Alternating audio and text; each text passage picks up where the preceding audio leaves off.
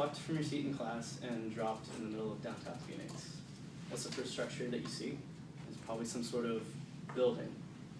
There's lots of waterways and other stuff down there, but I don't really know too much about those things, so we're going to talk about buildings. I've been studying to be a civil engineer for 2 years, and I'm part of the construction research group for 6 months. And I did some extra online research with groups like designbuildguide.org, and I found that your basic build for a building can be whittled down into 3 major phases. First one is groundwork, second one is the skeleton, and the third one is the cosmetic phase. None of this really relates to the videos, because I thought I'd have more fun talking about this. So let's start building our building. The first step is also the most important step, and that's the design section. The design section, depending on the size of the project, can cost millions of dollars, and for good reason. If you don't take into account the loads acting on the building, the strength of the materials, and the feasibility of the design prior to construction, there's no guarantee that the structure will stand or that it can even be built. After the loads and the appropriate materials are found, you can start to make a virtual model of the building. This model is put into a number of programs and tested against a number of given extremes to find out the amount of support that you're going to need for the building. All of this has to be balanced against cost, because you can't sacrifice structural integrity for a cheaper cost, but you also have to realize that you don't have an unlimited budget. Once you've found an optimal design factoring in all of these variables, you can move on to the planning section. You could have an extremely effective and cost-efficient design, but if you can't get a construction crew to build it, then the design is worthless. Your construction crew will consist of a project manager, some sort of foreman or head, someone who's in charge, and then your construction workers. Project manager should know the design in and out, and should be able to tell the workers what they need and when they need it. This will go into one big construction strategy plan, which is just a step-by-step of how to build a building. Not including this strategy, the planning section can become extremely political. It takes months to get an average-sized building to get approved, maybe longer if the building is a little bit bigger. You have to take your design and submit it to the city, and they'll check it against the city codes and the state codes to make sure that the building's up to standard. So that takes it takes about a year, maybe if it's just an average-sized building. Once you have all of this, you're done with the groundwork phase, and the groundwork phase ironically ends as soon as the construction crew breaks ground. The next phase is the skeleton phase. This is where you're going to get your basic outline of the building done. And we'll start from the ground and work our way up. The foundation you'll find in any freestanding structure around us. It's usually consisted of concrete and some sort of steel support.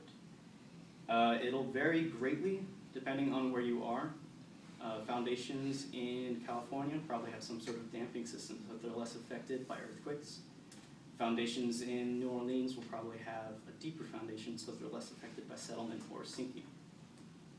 No matter what, it's the same basic principle. They're the anchor at the base of the building so that the rest of the loads can act on the top without swaying too much.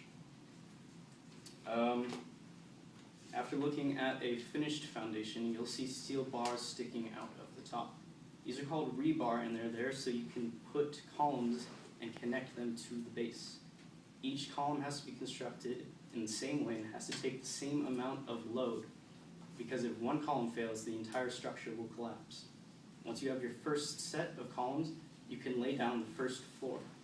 The column step and the floor step can be repeated until you reach the roof. The roof and each floor can either be a concrete slab or some sort of steel truss. In our case, it's going to be a concrete slab. Once you have the foundation, all of your columns, all of your floors, and the roof, the skeleton is finished and you have a basic outline of the building.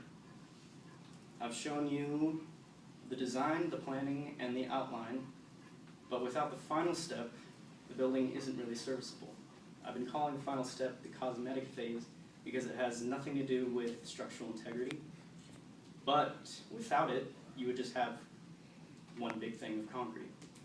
So to start off this phase, the crew will start to seal everything in the building with doors and windows or anything else that can shield the inside from the outside elements. They do this so that they can put the AC, plumbing, and electrical systems in. Once those 3 systems are in, they're hidden behind some sort of drywall. Drywall is a cheap and easy way of providing partitions, insulation, and aesthetic appeal to every single floor. The drywall in each room is given paint, doors, lighting, window blinds, carpet, tile, and any furniture that you might need. If your plumbing and electrical systems are hooked up to the city grids, the building is now usable. Alright, now that I've finished building the building, I'll recap what went into it. We started with the groundwork phase. Without the design and planning, none of the other steps would matter. Second was the skeleton, which is the most important from a construction standpoint. Third was cosmetic, which without it, you would still just have your giant block of concrete and steel.